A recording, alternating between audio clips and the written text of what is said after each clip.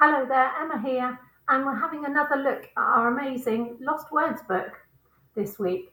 And this week, we're opening the page on Willow. There we are. So you might see, Willow is a tree. If you've seen Harry Potter, you might know about the Whomping Willow that smashes up Harry's car. It's in a bit of a bad mood. But here we are, here's our willow tree.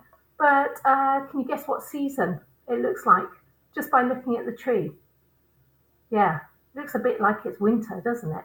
And outside it's autumn and all the leaves are starting to fall off the trees. But I found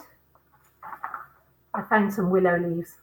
They're still on the trees at the moment. They're just starting to fall off. And this is sometimes called a weeping willow because the branches don't kind of grow out straight or up. They kind of hang down, as if they're a bit sad, a weeping willow.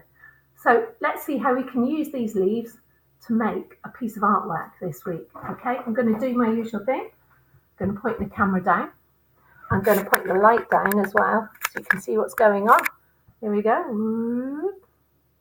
It's a bit bright. There we are.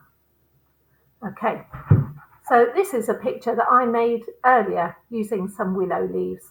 And I've kind of used them as templates. We were using templates last week to make our kingfishers. So what are we going to do? First of all, newspaper. This could be a very, very messy activity, okay?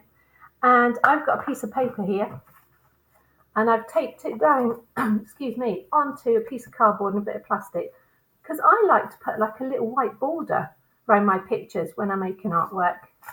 And what I'm going to do is use a piece of masking tape.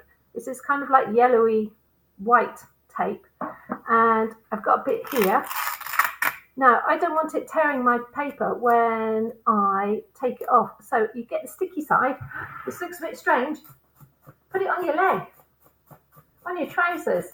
It takes off some of the fluff from your clothes and makes it a little less sticky.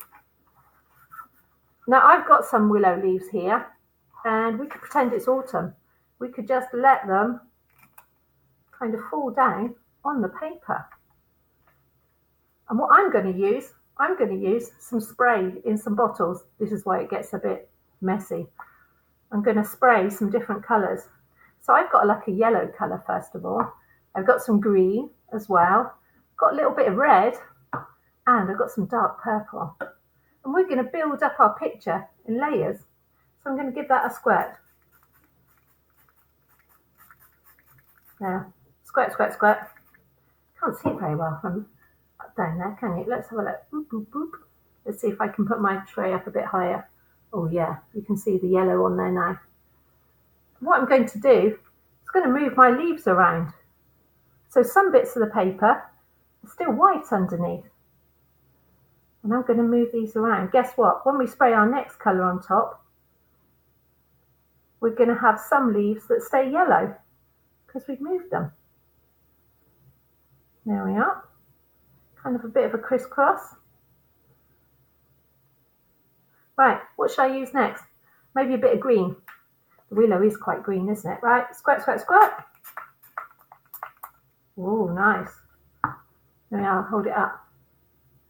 You see, I've got some nice greens on there. And then, you've guessed it, we're going to move those lines around again, those leaves around again. Every time we move them, we shield a different bit of the paper from the next colour. What's happening with that one? Oh yeah, let's move that one. Right, I think I've moved everything now. Yeah. How about a bit of purple? Gosh. Oh, that's coming out very splodgy. Cool. And last colour, let's move the leaves again, especially the ones that got hit by the purple. There we go. I'm going to do some red on top.